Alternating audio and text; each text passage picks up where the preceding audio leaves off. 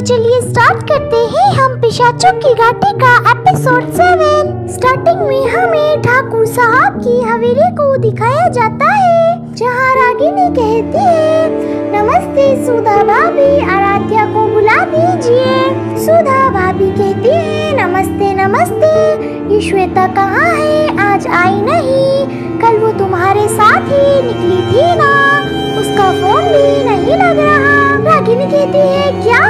लेकिन कल तो वो अपने घर की तरफ निकल गई थी, उसने मुझे भी कुछ नहीं बताया। शाम के समय हमें पुलिस स्टेशन दिखाया जाता है, जहाँ इंस्पेक्टर भूमिका बैठी होती है और वो कहती है, तो तुम कह रही हो कि कल श्वेता अपने घर नहीं पहुँची, और तुम्हारा कहना है कि जिस चोर ने तुम दोनों पर रास्ते में हमला किया था, उसने ही कुछ किया होगा।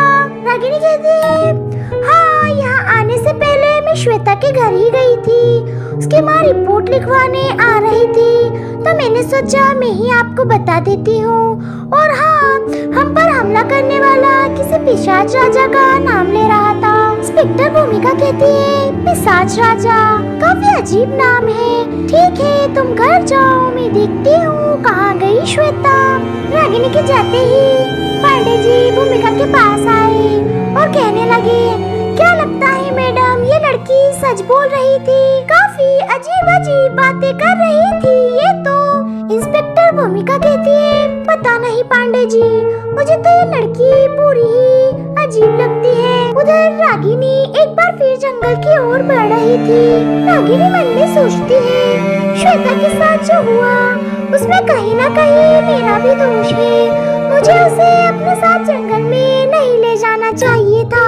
लेकिन मुझे मालूम है कि श्वेता के बारे में मुझे कौन बता सकता है। फिर रागिनी जंगल की तरफ बढ़ी और कहने लगी, मुझे मालूम है तुम यहीं छुपे हुए हो मोक्ष, यही नाम है ना तुम्हारा।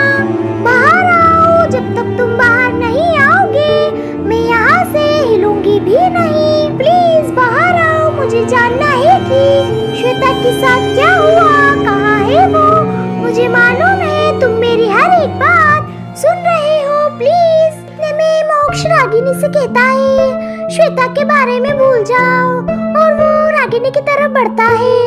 रागिनी उसे देखती है। मोक्ष कहता है, अब वो वापस नहीं आने वाली, उसे पिशाच पकड़ ले गए हैं, अब उसका जिंदा बचना नामुमकिन है। रागिनी कहती है, क्या वो अभी भी जिंदा है, क्या उसे बचाया नहीं जा सकता, कहाँ है वो, कुछ तो बताओ। मोक्ष कहता है, मैंने कहा ना, भूल जाओ उसे और वापस लौट जाओ इस जंगल से, इस गांव से। यहाँ रहना तुम्हारे लिए खतरे से खाली नहीं। इतना कहते ही मोक्ष वहाँ से चला गया और रागिनी को भी वापस घर लौटना पड़ा। रागिनी घर में बैठे सोचती है, ये पिशाच क्या होते हैं, वो इतनी जल्दी चला गया कि मैं उससे कुछ पूछ भी नहीं पाई, और वो मेरे बारे में क्या कह रहा था। और वो मोक्ष की बात याद करती है। मोक्ष कहता है, मैंने कहा ना, भूल जाओ उसे और वापस लौट जाओ इस जंगल से, इस गांव से, यहाँ रहना तुम्हारे लिए खतरे से खाली नहीं। देव कहता है, क्या हुआ रागिनी, ये किसके ख्यालों में खोई हुई हो, लगता है गांव में कोई और मिल गया क्या। रागिनी कहती है, क्या देव तुम भी, अच्छा एक बात बताओ देव, ये पिशाच क्या होते हैं, वो कुछ गांव वाले बात कर रहे थे तो।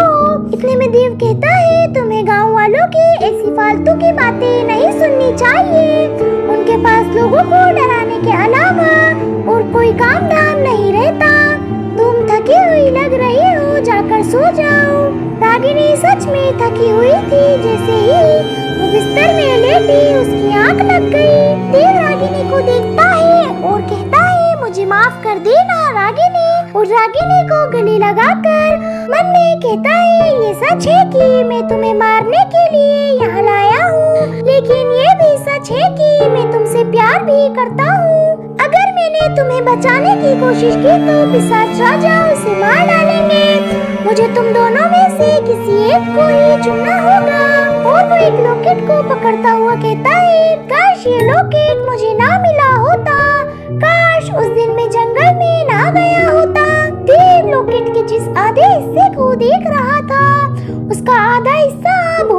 पास था।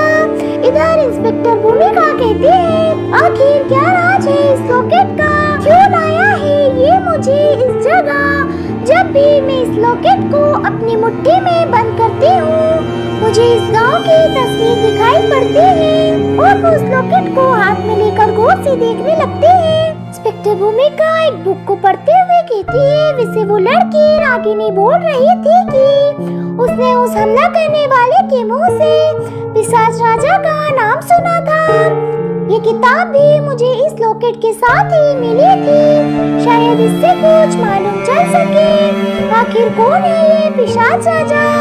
फिर हमें पिशाच राजा को दिखाया जाता है जो कहते हैं एक और बलि का समय आ गया और जोर जोर से हंसने लगते हैं। वहीं हमें श्वेता को दिखाया जाता है जो कि वहाँ बेहोश पड़ी हुई होती है। फिर यही हमारे एपिसोड की एंडिंग हो जाती है। आखिर क्या राज है उस लॉकेट का, भूमिका को किसने दिया है वो लॉकेट और वो किताब, क्या पिशाच राजा अगली बलि देने में सफल हो जाएंगे। देव किसे बचाना चाहता है, जानने के लिए देखते